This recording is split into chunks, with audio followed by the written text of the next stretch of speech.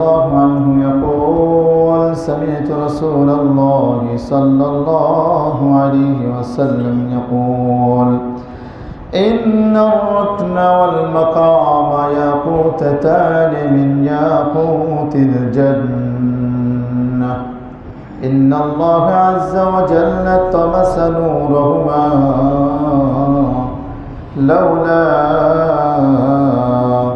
ولو لم يطمس نورهما لضاءتا ما بين المشرق والمغرب صدق الله العظيم وصدق رسوله النبي الكريم ونحن على ذلك لمن الشاهدين والشاكرين سبحانك لا علم لنا إلا ما علمتنا إنك أنت العليم الحكيم আমরা محبة الشهيد درود السلام পাঠ করি اللهم صل على محمد وعلى آل محمد كما صليت على إبراهيم وعلى آل إبراهيم إنك حميد مجيد اللهم بارك على محمد وعلى آل محمد كما باركت على إبراهيم وعلى آل إبراهيم إنك حميد مجيد সম্মানিত মুসল্লিয়ান কিরাম, আল্লাহ পাক রব্বুল আলামিনের দরবারে আমরা শুকরিয়া আদায় করি যে মহান রব্বুল আলামিন আমাদেরকে অত্যন্ত ভালোবেসে দয়া করে পবিত্র জুমার দিন দুনিয়ার মধ্যে সর্বোৎকৃষ্ট স্থানে আমাদেরকে আসার তৌফিক দিয়েছেন। এজন্য আমরা সেই রবের শুকরিয়া আদায় স্বরূপ আমরা একবার বলি আলহামদুলিল্লাহ। সম্মানিত ভাইরা, আমার আলোচনা চলতেছিল হজের বিষয় নিয়ে।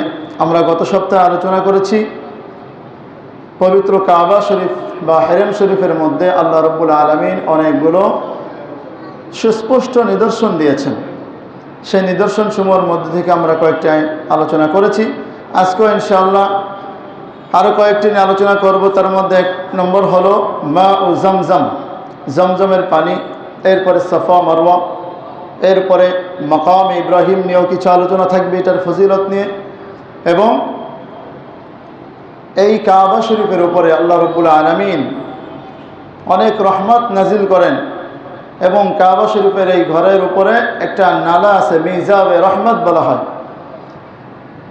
সেই মিজাবে রহমত থেকে যখন বৃষ্টি নামে, এই বৃষ্টির পানিটা অত্যন্ত বরকতময় হয়ে যায়। সুবহানাল্লাহ। ইনশাআল্লাহ এই কয়েকটি বিষয় নিয়ে আলোচনা করার চেষ্টা করব। ওমা তাওফীক ইল্লা বিল্লাহ।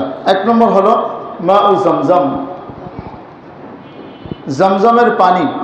এই জমজমের পানি এটা কিভাবে আল্লাহ তাআলা দিলেন, এটার ইতিহাস কি, এটা সম্পর্কে আমরা জানব।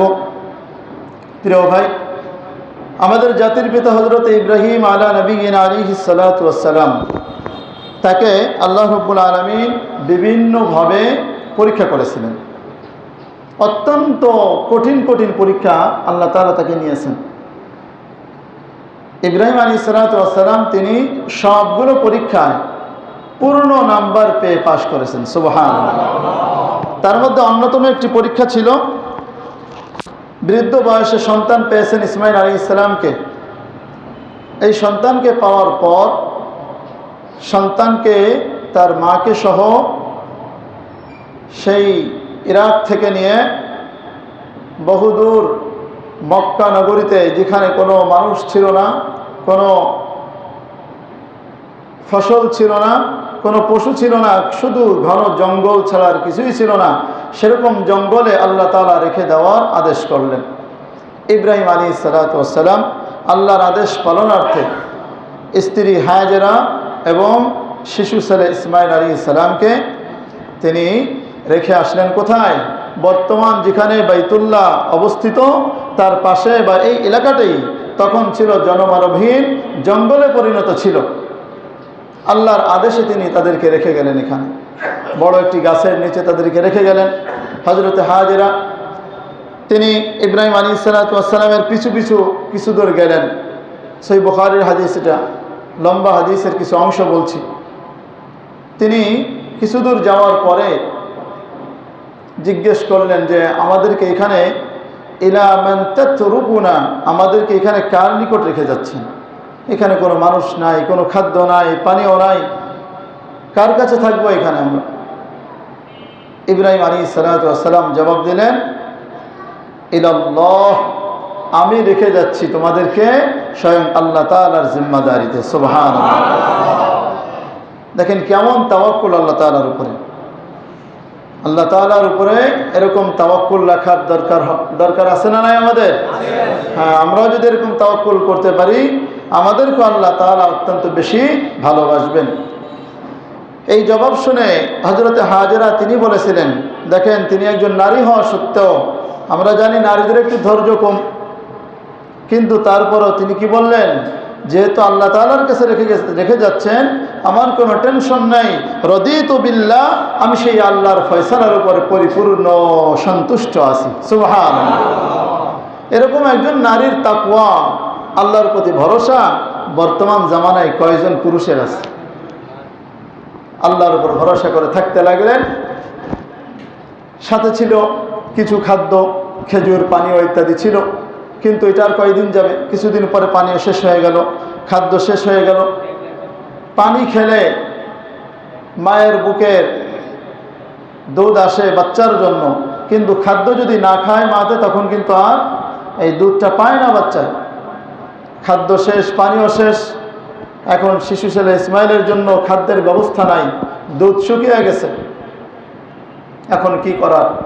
আল্লাহর উপর ভরসা করে তিনি, একটু মানুষ নাই তারপরও একটু চেষ্টা করলেন, দেখি কাউকে পাওয়া যায় কিনা, দেখি কোনো জায়গায় কোনো পানির সন্ধান মেলে কিনা। জঙ্গলের মধ্যে কাবা শরীফের পাশে ছোট ছোট দুইটি পাহাড়, একটার নাম সফা, একটার নাম মারওয়া।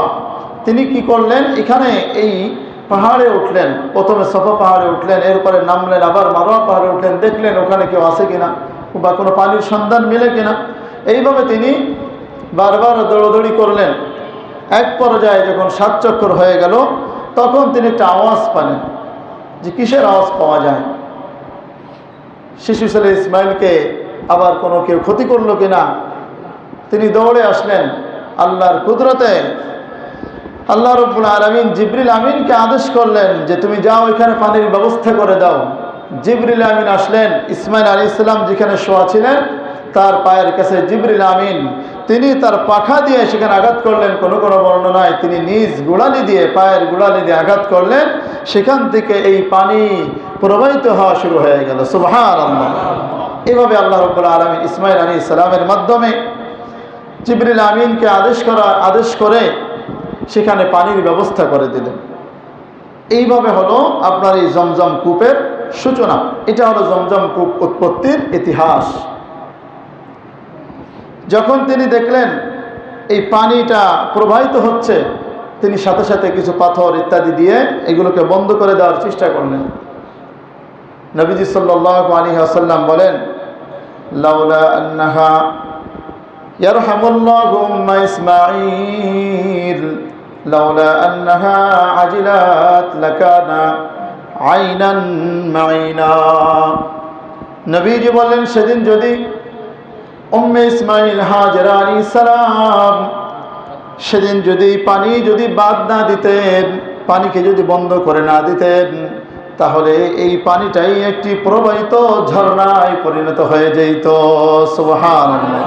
তাফসীরের মধ্যে লিখে, এই পানি শুধু ঝর্ণাই নয়, এই ঝর্ণার পানি এটা সারা পৃথিবীর আনাচে কানাচে পৌঁছে যেত। সুবহানাল্লাহ। সেদিন যদি তিনি এরকম তাড়াহুড়া করে চারিপাশে আটকে না দিতেন, বাদ না দিতেন, এই পানি পৃথিবীর সমস্ত আনাচে কানাচে আল্লাহ তাআলা পৌঁছে দিতেন। সুবহানাল্লাহ।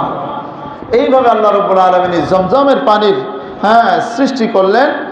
কাদের মাধ্যমে?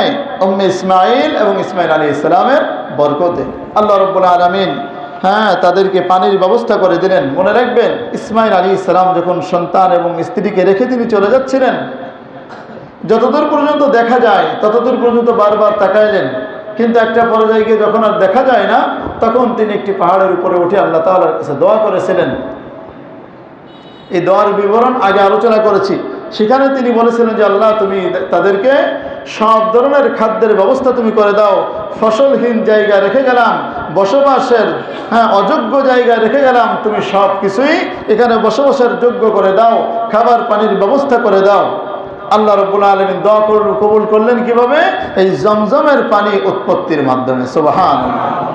পানির ব্যবস্থা করে দিলেন, পানি খাইলেন। আল্লাহ রাব্বুল আলামিন হযরত ইসমাঈল আলাইহিস সালামের জন্য দুধের ব্যবস্থা করে দিলেন। জমজমের পানি, এটার অনেক ফজিলত, অনেক বরকত রয়েছে প্রিয় ভাইরা আমার।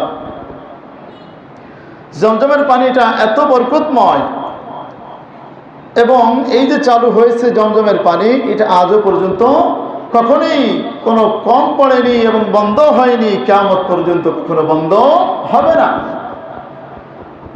বর্তমানে দেখা যায় যে দৈনিক কয়েক লক্ষ লক্ষ লিটার পানি উত্তোলন করা হয়, প্রতি 24 ঘন্টায় লক্ষ লক্ষ লিটার পানি উত্তোলন করা হয়, কিন্তু আজও পর্যন্ত কোনো খবর আসেনি যে কখনোই পানি উত্তোলন করতে গিয়ে কম পড়েছে।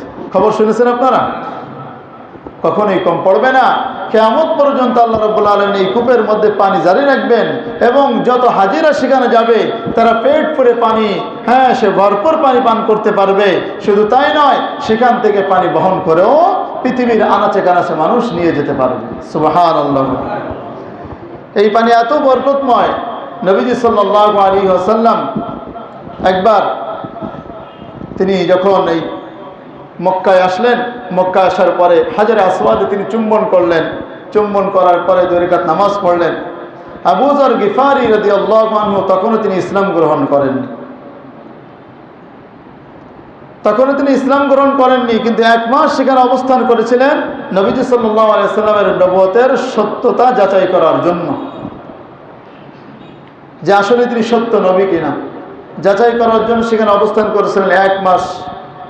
নবীজি সাল্লাল্লাহু আলাইহি ওয়াসাল্লাম নামাজ পড়ে যখন বসলেন, আবু যর গিফারি রাদিয়াল্লাহু আনহু তিনি এসে সালাম দিলেন। তিনি বলেন যে আমি ইসলামী শরীয়তের নিয়ম অনুযায়ী সালাম দিলাম। তিনি উত্তর দিলেন। এরপরে জিজ্ঞেস করলেন যে মান আনতা, তুমি কে, কোথা থেকে তুমি এসেছো? তখন তিনি জবাব দিয়েছিলেন যে মিন গিফার, আমি হলাম গিফার বংশের এক লোক। বলতেছে তুমি এখানে কতদিন ছিলা, কতদিন পর্যন্ত এখানে অবস্থান করছো? তিনি বললেন যে আমি এখানে 1 মাস যাবৎ অবস্থান করেছি। নবীজি বললেন যে মান ইউতিমুকা, তোমাকে 1 মাসে কে তোমাকে খাদ্য দিয়েছে? তখন আবু যর গিফারি রাদিয়াল্লাহু আনহু বললেন যে আমার কোনো খাদ্য ছিল না। লা তুআমা ইল্লা মাউ জামজাম, আমার কাছে শুধুমাত্র জমজমের পানি ছাড়া আর কোনো খাদ্য ছিল না। তিনি বলেন যে আমি 1 মাস যাবত শুধু পানি পান করে রয়েছি, আর 1 মাস যাবত আমার অন্য কোনো খাদ্যের প্রয়োজন হয়নি। জমজমের পানির মধ্যে শুধু পানির তৃষ্ণা মেটানোর শক্তি আল্লাহ তাআলা দেননি, বরং খাদ্যের বৈশিষ্ট্য আল্লাহ রাব্বুল আলামিন দিয়ে দিয়েছেন। সুবহানাল্লাহ। আবু যর গিফারি রাদিয়াল্লাহু আনহু বলেন যে আমি এখানে 1 মাস অবস্থান করেছি, আমার কাছে জমজমের পানি ছাড়া আর কোনো খাদ্য ছিল না। এমনকি জমজমের পানি পান করতে করতে আমি সামিনতু, আমি মোটা হয়ে গেলাম, আমার পেটের চামড়ায় ভাঁজ পড়ে গেল। এখনো পর্যন্ত আমার খাদ্যের কোনো ক্ষুধা আমি অনুভব করি নাই। সুবহানাল্লাহ। তাহলে জমজমের পানির একটি বৈশিষ্ট্য হলো তার মধ্যে খাদ্যের বৈশিষ্ট্য আল্লাহ তাআলা দিয়ে দিয়েছেন। কেউ চাইলে শুধু পানি পান করেই সে থাকতে পারবে। দুনিয়ার কোনো পানির মধ্যে কিন্তু এমনটি নাই। নবীজি সাল্লাল্লাহু আলাইহি ওয়াসাল্লাম বলেন যে খায়রুল মাই আলা ওয়াজহিল আরদ মাউ জামজাম, যে দুনিয়ার মধ্যে যত পানি আছে সকল পানির চাইতে সর্বশ্রেষ্ঠ পানি হলো জমজমের পানি। সুবহানাল্লাহ। বর্তমান বৈজ্ঞানিক মতে, ডাক্তারি বিদ্যা মতে তারা এটা গবেষণা করে বের করেছে, জমজমের পানির মধ্যে যত বৈশিষ্ট্য রয়েছে পৃথিবীর অন্য কোনো পানির মধ্যে, সেটা যতই মিনারেল ওয়াটার হোক না কেন, তার মধ্যে এর ছিটে ফোটাও বৈশিষ্ট্য নাই। সুবহানাল্লাহ। জমজমের পানি এত বরকতময় আল্লাহ তাআলা করে দিয়েছেন যে নবীজি সাল্লাল্লাহু আলাইহি ওয়াসাল্লাম হাদিসের মধ্যে আছে, নবীজি সাল্লাল্লাহু আলাইহি ওয়াসাল্লাম বলেন যে তোমরা এটা পান করো, পরিপূর্ণ পেট ভরে তোমরা পান করো। সুবহানাল্লাহ। মুনাফিকদের মতো তোমরা পেট খালি রেখে পান করো না, কারণ মুনাফিকরা এই পানি পান করতো না, বেশি অল্প পান করতো। নবীজি বললেন যে তোমরা পেট করে পানি পান করো। এই জন্য হাজিদের জন্য গুরুত্বপূর্ণ একটা বিষয় হলো যে যখন আমরা ওখানে যাব তখন এই জমজমের পানি তৃপ্তি সহকারে পেট করে পানি পান করবো ইনশাআল্লাহ। আল্লাহ তাআলা আমাদেরকে তৌফিক দান করেন, বলেন আমিন। জমজমের পানির আরেকটি বৈশিষ্ট্য হলো যে এই পানির মধ্যে আল্লাহ রাব্বুল আলামিন খাদ্যের বৈশিষ্ট্য তো দিলেন, সাথে সাথে রোগ আপনার রোগ ব্যাধির আরোগ্য দিয়ে দিয়েছেন। সুবহানাল্লাহ। নবীজি সাল্লাল্লাহু আলাইহি সাল্লাম বলেন, হযরত ইবনে আব্বাস রাদিয়াল্লাহু আনহু থেকে বর্ণিত, قال النبي صلى الله عليه وسلم ماء زمزم لما شرب منه وكان فيه طعام طعم وشفاء سقم। জমজমের পানির মধ্যে রয়েছে খাদ্যের বৈশিষ্ট্য এবং রোগ ব্যাধি যদি কোনো ব্যক্তির হয় এবং সে যদি রোগ ব্যাধি সারার জন্য রোগ ব্যাধি আরোগ্য লাভের নিয়তে যদি এই জমজমের পানি পান করে, রব্বুল আলামিন তার এই রোগ ব্যাধি দূর করে দিবেন। সুবহানাল্লাহ। তার রোগ ব্যাধি পরিপূর্ণরূপে দূর করে দিবেন। এজন্য আরেক হাদিসের মধ্যে আছে, নবীজি সাল্লাল্লাহু আলাইহি সাল্লাম বলেন, শুধু রোগ ব্যাধি দূর করবেন না, বরং তোমার মনোবাসনাও আল্লাহ তাআলা পূরণ করে দেবেন। সুবহানাল্লাহ। এই জন্য জমজমের পানি পান করার সময় আমরা যে নেক নিয়ত করব, ইনশাআল্লাহ আল্লাহ রাব্বুল আলামিন ওই মনোবাসনা, ওই নেক আশা অবশ্যই পূরণ করবেন। নবীজি বলেন, মা ও জমজম লিমা শারিবা মিনহু, যে উদ্দেশ্যে মানুষ জমজমের পানি পান করবে, রব্বুল আলামিন সাথে সাথে তার সেই উদ্দেশ্য পূরণ করে দিবেন। সুবহানাল্লাহ। রব্বুল আলামিন এই জমজমের পানির মধ্যে এত বরকত দিয়ে দিয়েছেন, এত বৈশিষ্ট্য দিয়ে দিয়েছেন। এই জমজমের পানি প্রিয় ভাইরা আমার, পান করার কিছু আদব হাদিসের মধ্যে পাওয়া যায়। একটা হাদিসের মধ্যে পাওয়া যায় যে নবীজি সাল্লাল্লাহু আলাইহি ওয়াসাল্লাম শারিবা মা জমজম কাইমান, তিনি দাঁড়িয়ে দাঁড়িয়ে পান করেছেন। সুবহানাল্লাহ। পৃথিবীর অন্য কোনো পানি পান করার জন্য কিন্তু দাঁড়ানোর কোনো হাদিস এরকম পাওয়া যায় না, কিন্তু জমজমের পানির ক্ষেত্রে নবীজি সাল্লাল্লাহু আলাইহি ওয়াসাল্লাম দাঁড়িয়ে পান করেছেন বলে প্রমাণ পাওয়া যায়। অতএব যদি আমরা জমজমের পানি পান করব, দাঁড়িয়ে পান করব, তবে এটা মনে রাখতে হবে এটা কোনো ওয়াজিব বিষয় নয়, মুস্তাহাব বিষয়। বসে পান করলে কোনো গুনাহ হবে না, এটা বসেও পান করা যাবে, দাঁড়িয়েও পান করা যাবে। এবং আরও কিছু আদব রয়েছে। এক ব্যক্তি হযরত ইবনে আব্বাস রাদিয়াল্লাহু আনহুর কাছে আসলেন, তিনি বললেন, আব্বাস রাদিয়াল্লাহু আনহু জিজ্ঞেস করলেন, তুমি কোথা থেকে আসছো? বলে যে আমি জমজম কূপের কাছ থেকে এসেছি। তখন বলে, ঠিক আছে, তুমি কি জমজমের পানি পান করেছো, যথা নিয়মে পান করেছো? বলে, যথা নিয়ম আবার কি? কাইফা নাশরাবু, কিভাবে আবার কোন পদ্ধতিতে পান করতে হবে? তখন ইবনে আব্বাস রাদিয়াল্লাহু আনহু বলেন, ইদা শারিবতা মা জমজম, যখন তুমি জমজমের পানি পান করবে, ফাস্তাকবালিল কিবলা, কিবলামুখী হয়ে পান করবে, ওয়াযকুর ইসমাল্লাহ, আল্লাহর নাম নেবে, অর্থাৎ বিসমিল্লাহ বলে পান করবে। 3 নম্বর হলো হযরত ইবনে আব্বাস রাদিয়াল্লাহু আনহু বলেন, ওয়া তানাফাস সালাতান, 3 শ্বাসে তুমি পান করবে। এরপরে ওয়া তাদাল্লা, এবং তুমি এটা পরিপূর্ণ তৃপ্তি সহকারে পেট ভরে পান করবে। এবং পান করার পরে বাদা শারিবিকা ফাহমাদিল্লাহ, যখন পানি পান করা শেষ হয়ে যাবে, তুমি আল্লাহ তাআলার প্রশংসা করবা। সুবহানাল্লাহ। হাদিসের মধ্যে পাওয়া গেল 5টি নিয়ম পাওয়া গেল এখানে। কয়টি? 1 নম্বর হলো যখন তুমি পানি পান করবে তখন কিবলামুখী হয়ে পানি পান করবে। 2 নম্বর বিসমিল্লাহ বলে পানি পান করতে হবে। 3 নম্বর 3 শ্বাসে তুমি পানি পান করো। এবং এই শ্বাসটা আমরা পানির মধ্যে ছাড়বো না, যে কোনো পানি পান করার নিয়মের মধ্যে এটাও আছে যে 3 শ্বাসে পানি পান করা। বুঝে আসছে বিষয়টা? 4 নম্বর হলো যে তুমি পেট পুরে পান করো, তৃপ্তি সহকারে পান করো। আর 5 নম্বর হলো পান করো, যখন শেষ হবে তখন তুমি আল্লাহ তাআলার প্রশংসা করো, আলহামদুলিল্লাহ বলো। এই 5টি নিয়ম আরেক হাদিসের মধ্যে পাওয়া যায় যে নবী সাল্লাল্লাহু আলাইহি ওয়াসাল্লাম সবকিছু ভালো কাজ ডান দিক দিয়ে শুরু করতেন, ডান হাতের মাধ্যমে করতেন। অতএব আরেকটি নিয়ম হলো যে তুমি ডান হাতে পান করবা, খবরদার বাম হাতে কখনোই পান করো না। এই ছিল পানি পানের নিয়ম। প্রিয় ভাইরা আমার, এই নিয়মে যদি আমরা পান করতে পারি এবং যখনই পান করবো আমরা নিয়ত করব, হয়তো রোগ হ্যাঁ রোগের শিফার জন্য নিয়ত করব, অথবা অন্য কোনো নিয়ত মনোবাসনা যদি নেক নিয়ত থাকে, ইনশাআল্লাহ এই পানি পানের বরকতে রব্বুল আলামিন পরিপূর্ণরূপে আপনার মনের নেক আশা পূরণ করে দিবেন। সুবহানাল্লাহ। প্রিয় ভাইরা আমার, এজন্য যারা এই বছর হজে যাবেন, অনেকেই ভাই হজে যাবেন, উমরায় যাবেন, তো তাদের জন্য এই নসিহত অত্যন্ত গুরুত্বপূর্ণ যে আমরা এই জমজমের পানিটা তৃপ্তি সহকারে পান করব, এই নিয়ম অনুযায়ী পান করব, বরকত হাসিলের জন্য পান করব। পারবো না ইনশাআল্লাহ? আল্লাহ তাআলা আমাদের সকলের নসিবে এই জমজমের পানি একবারও নয় বারবার পান করার তৌফিক দান করেন, বলেন আমিন। এরপর আরেকটি বিষয় রয়েছে এই বাইতুল্লাহর মধ্যে, সেটা হলো মাকাম ইব্রাহিম। মাকাম ইব্রাহিম নিয়ে কিছু আলোচনা চলে গেছে, এখানে আরও কিছু ফজিলত রয়েছে। মাকাম ইব্রাহিম সম্পর্কে আমরা জানি যে এটা হলো সেই পাথর যেটার উপর দাঁড়িয়ে ইব্রাহিম আলাইহিস সালাতু ওয়াস সালাম কাবা ঘর নির্মাণ করেছিলেন, এবং এটার বৈশিষ্ট্য আমরা শুনেছি যে এই পাথর, হ্যাঁ ইব্রাহিম আলাইহিস সালাতু ওয়াস সালাম তিনি যেহেতু বৃদ্ধ হয়ে গিয়েছিলেন, হ্যাঁ তখন এই পাথরই তাকে সাহায্য করেছে উপরে ওঠার জন্য। ব্যক্তি যখন উপরে উঠে যায়, পাথরটাও লিফটের মতো তাকে উপরে উঠায় নিয়ে যায়, যখন নিচে নামে তখন আবারও তাকে নিচে নামিয়ে দেয়। সুবহানাল্লাহ। এই ছিল তার অত্যন্ত গুরুত্বপূর্ণ একটা বৈশিষ্ট্য। আর এই পাথর হলো জান্নাতি পাথর, তার একটি বৈশিষ্ট্য কি, এটা জান্নাতি পাথর। হাজর আসওয়াদ এবং এই মাকাম ইব্রাহিম, এই দুইটি পাথরই কোথা থেকে এসেছে? জান্নাত থেকে এসেছে।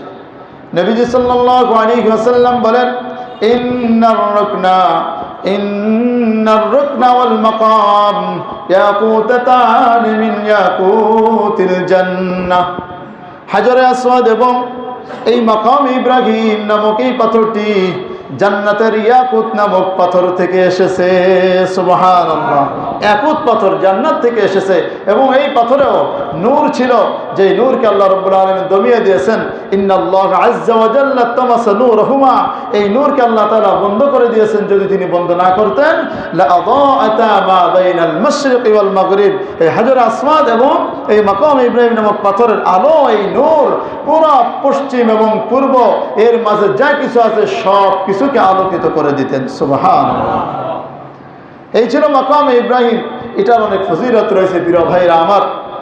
এই মাকাম ইব্রাহিমকে কেন্দ্র করে আল্লাহ রাব্বুল আলামিন প্রত্যেক হাজি এবং উমরাকারীদের জন্য 2 রাকাত নামাজ ওয়াজিব করে দিয়েছেন। সুবহানাল্লাহ।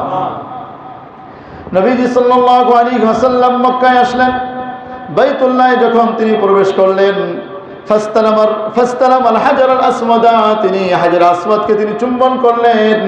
এরপরে যখন 2 রাকাত নামাজ পড়লেন, ফারামালা সালাতান ওয়া মাশা আরবান, তিনি তাওয়াফ করলেন, 3 বার রমল করলেন, 4 বার স্বাভাবিকভাবে হেঁটে তিনি তাওয়াফ করলেন। তাওয়াফ করার পরে যখন তিনি তাওয়াফ শেষ হয়ে গেল, মাকাম ইব্রাহিমের কাছে গেলেন, তখন তিনি পাঠ করলেন, ওয়াত্তাখিযু মিন মাকামি ইব্রাহিম মুসাল্লা।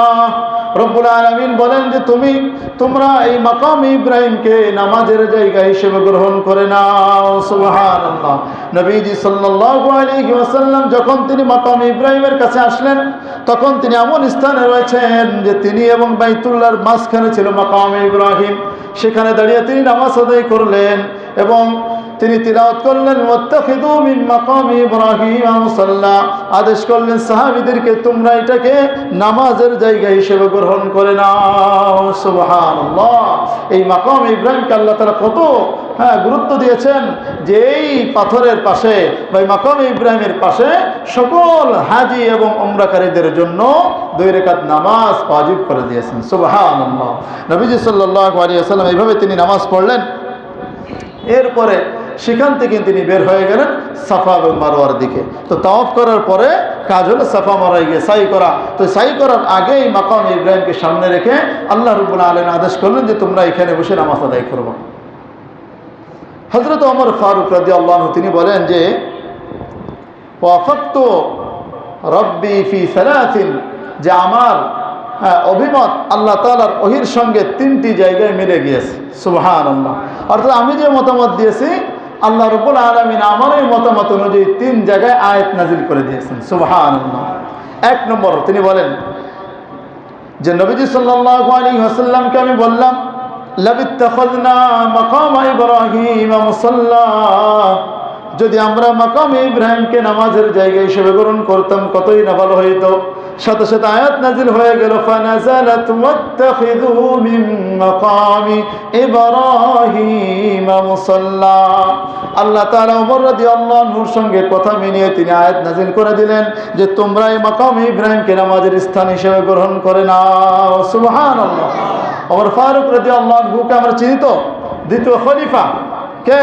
হযরত ওমর ফারুক রাদিয়াল্লাহু আনহু।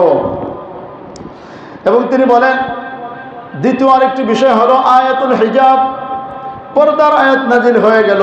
আমার মতামত অনুযায়ী আমি নবীজি সাল্লাল্লাহু আলাইহি ওয়াসাল্লামকে বললাম, লাউ আমারতা নিসাআকা আন ইয়াহতাজিবনা, যদি আপনি আপনার স্ত্রীগণকে, নারীদেরকে যদি আপনি আদেশ করতেন তারা পর্দায় থাকুক, পর্দায় থাকার যদি আদেশ করতেন তাহলে কতই না ভালো হইতো। কেননা ফাইন্নাহু ইউকাল্লিমুহুন্নাল বাররু ওয়াল ফাজিরু, তাদের সঙ্গে হয়তো অনেক পাপিষ্ঠ লোক এবং অনেক ভালো লোকও কথা বলতে আসবে। অতএব তাদেরকে যদি আপনি পর্দার আদেশ দেন তাহলে মনে হয় ভালো হয়। আল্লাহ রাব্বুল আলামিন আয়াত নাযিল করে দিলেন এই পর্দার আয়াত। সুবহানাল্লাহ। রব্বুল আলামিন হযরত ওমর ফারুক রাদিয়াল্লাহু আনহুর এই তিনটি বিষয়ের সঙ্গে আল্লাহ রাব্বুল আলামিন তার এই আয়াত নাযিল করে দিলেন তার মতামত অনুযায়ী। আরেকটা বিষয় হলো ওমর ফারুক রাদিয়াল্লাহু আনহু বলেন যে হযরত নবীজি সাল্লাল্লাহু আলাইহি সাল্লামের স্ত্রীগণ একবার অভিমান করে তারা জমা হলো, নবীজি সাল্লাল্লাহু আলাইহি সাল্লামের কাছে আসলো অভিমান করে, কেমন যেন আন্দোলনের মতো কিছুটা, বুঝে আসছে? তখন ওমর ফারুক রাদিয়াল্লাহু আনহু তখন স্ত্রীদেরকে তিনি বলেছিলেন যে আসা রাব্বুহু ইন তাল্লাকাকুন্না আইয়ুবদিলাহু আজওয়াজান খায়রাম মিনকুন্না, তোমরা যে এখন অভিমান করে আসছো, জমা হয়েছো, সমবেত হয়েছো, সমাবেশ করতেছো, আরে তোমাদেরকে যদি নবীজি তালাক দিয়ে দেন, আমার আল্লাহ রাব্বুল আলামিন তাকে তোমাদের চাইতে 1000 গুণ শ্রেষ্ঠ স্ত্রী দান করবেন। সুবহানাল্লাহ। এই কথা বলার সাথে সাথে আল্লাহ তাআলা আয়াত নাযিল করলেন, সূরা তাহরীমের মধ্যে রয়েছে এই আয়াত। হুবহু ওমর রাদিয়াল্লাহু আনহুর সঙ্গে কথার সঙ্গে কথা মিলে আল্লাহ রাব্বুল আলামিন আয়াত নাযিল করে দিলেন। প্রিয় ভাইরা আমার, ওমর ফারুক রাদিয়াল্লাহু আনহু তিনি বলেন আমার তিনটি মতামতের সঙ্গে আল্লাহ তাআলা আয়াত মিলে আয়াত নাযিল করে দিলেন। তার মধ্যে এক নম্বরে ছিল কি, মাকাম ইব্রাহিমকে নামাজের স্থান হিসেবে গ্রহণ করে নেওয়া। তো মাকাম ইব্রাহিমের একটি ফজিলত হলো সেখানে আল্লাহ তাআলা আমাদের জন্য, সকল হাজি এবং উমরাকারীদের জন্য নামাজ ওয়াজিব করে দিয়েছেন 2 রাকাত। এরপরে আসেন তাওয়াফ করার পরে সাই করতে হয়। মারওয়া, সাফা এবং মারওয়া পাহাড়ে সাই অর্থাৎ একটু দৌড়াদৌড়ি করতে হয়, হাঁটাহাঁটি করতে হয়, চক্কর দিতে হয়। এটার ইতিহাস আমরা জানব। সেটা হলো যে হযরত ইব্রাহিম আলাইহিস সালাতু ওয়াস সালাম তার স্ত্রী এবং সন্তানকে যখন রেখে গেলেন, ঘটনা কিন্তু আগে চলে গেছে, হযরত হাজরা আলাইহিস সালাম তিনি এই পানির জন্য তিনি সাফা পাহাড়ে গেলেন এবং মারওয়া পাহাড়ে গেলেন। বারবার এই পাহাড় থেকে ও পাহাড়ে তিনি যে দৌড়াদৌড়ি করলেন, এভাবে 7 চক্কর তিনি দিলেন আল্লাহ রাব্বুল আলামিনের কাছে। এই দৌড়াদৌড়িটা সন্তানের জন্য, এই পানির সন্ধানে এই দৌড়াদৌড়ি করাটাকে আল্লাহ তাআলা এত পছন্দ করেছেন যে কিয়ামত পর্যন্ত যত হাজিরা এখানে আসবে, উমরাকারীরা আসবে, সকলের জন্য এই সাই করাটা ওয়াজিব করে দিয়েছেন। সুবহানাল্লাহ। এইভাবে এই সাই করার বিষয়টি আসলো। সাফা এবং মারওয়া পাহাড় এই দুটিকে আল্লাহ রাব্বুল আলামিন আল্লাহর নিদর্শন বলে সূরা বাকারার মধ্যে বলেছেন, ইন্নাস সাফা ওয়াল মারওয়াতা মিন শাআইরিল্লাহ। সাফা এবং মারওয়া পাহাড় এটা হলো আল্লাহ রাব্বুল আলামিনের নিদর্শন। فمن حج البيت باعتمر فلا جناح عليه أن يطوف بهما, যারা হজ করার ইচ্ছা করবে অথবা উমরা করার ইচ্ছা করবে তাদের জন্য এই 2 পাহাড়ে সাই করাতে কোনো অসুবিধা নাই। সুবহানাল্লাহ। এখন প্রশ্ন হলো প্রিয় ভাইরা আমার, আল্লাহ রাব্বুল আলামিন তো বলতে পারতেন যারা হজ করতে আসবে, উমরা করতে আসবে তারা 2 পাহাড়ে সাই করবে, আবশ্যক। এটা না বলে বলতেছেন যে সাই করলে কোনো অসুবিধা নাই। তার কারণ হলো এটার ইতিহাস রয়েছে আর একটু, যে ইসলাম পূর্ব সময় মানুষ এই কাবা ঘরের কিন্তু তওয়াফ করত, সাইও তারা করত, কিন্তু কাফের মুশরিকরা তারা এই 2 পাহাড়ে 2টা মূর্তি রেখে দিয়েছিল। 2 পাহাড়ে 2টি মূর্তি রেখে দিয়েছিল। এক পাহাড়ে ছিল একটা মূর্তি যার নাম ছিল হেফাজ, আরেকটার নাম ছিল নাইলা। এই 2 মূর্তি 2 পাহাড়ে দেওয়ার পরে তারা এই 2 মূর্তির ইবাদত করার জন্য তারা সাই করত। মুসলমানরা যখন দেখলো যে না এখানে তো সাই করা যাবে না, যে এখানে তো মূর্তি ছিল কাফের মুশরিকদের, আমরা যদি এমনটি সাই করি তাহলে হয়তো তাদের সঙ্গে সাদৃশ্য হয়ে যায়, কাফেরদের সঙ্গে আমাদের সাদৃশ্য হয়ে যায়।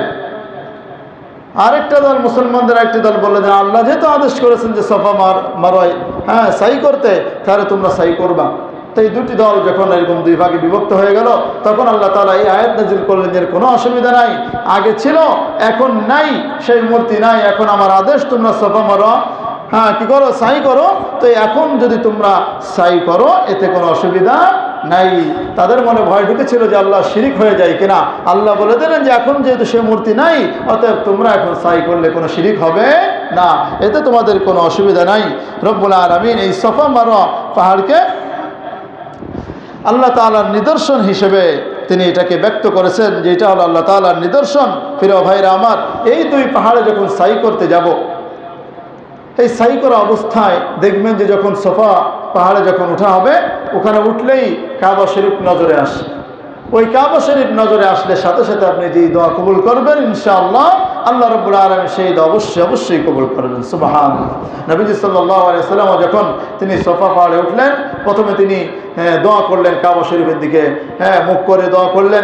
এরপরে আবার মারওয়া পাহাড়ে যখন সাই শেষ করে মারওয়া পাহাড়ে যখন শেষ করলেন, তখনও তিনি কাবার দিকে ফিরে তিনি আল্লাহ তাআলার কাছে দোয়া করেছিলেন।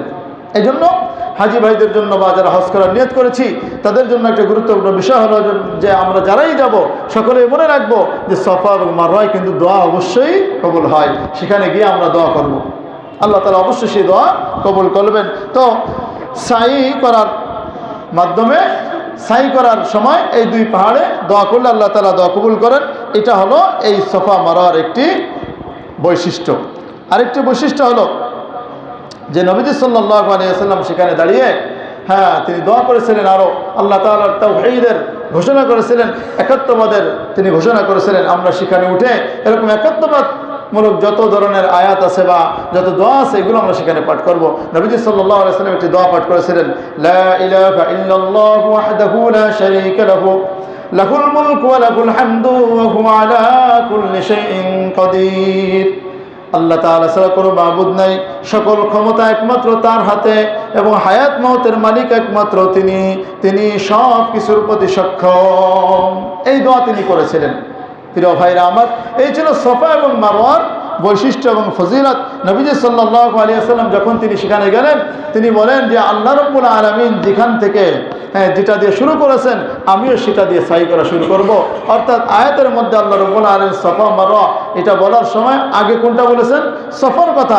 এজন্য তিনি বলেন যে আমিও এই সাই করার সময় প্রথমে সফা পাহাড়ে উঠবো, এরপরে মারওয়া পাহাড়ে যাব।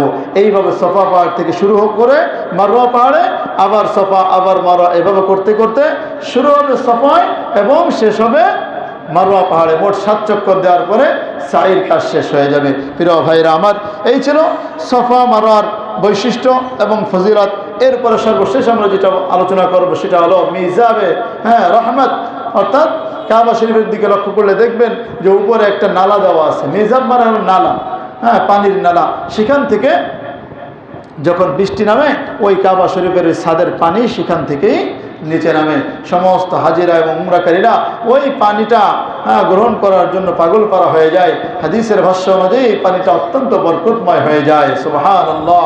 পানিটা পড়বে আপনার হাতিমে কাবার, হাতিমে কাবার মধ্যে, ওখানে এই মাঝামাঝি জায়গাটায় এই পানিটা পড়তে থাকে। প্রিয় ভাইরা আমার, আল্লাহ রাব্বুল আলামিন যে আয়াতের মধ্যে বলে দিয়েছেন যে ফিহি আয়াতুম বাইয়িনাত, যেই পবিত্র কাবা শরীফের মধ্যে আমি অনেকগুলো নিদর্শন রেখে দিয়েছি।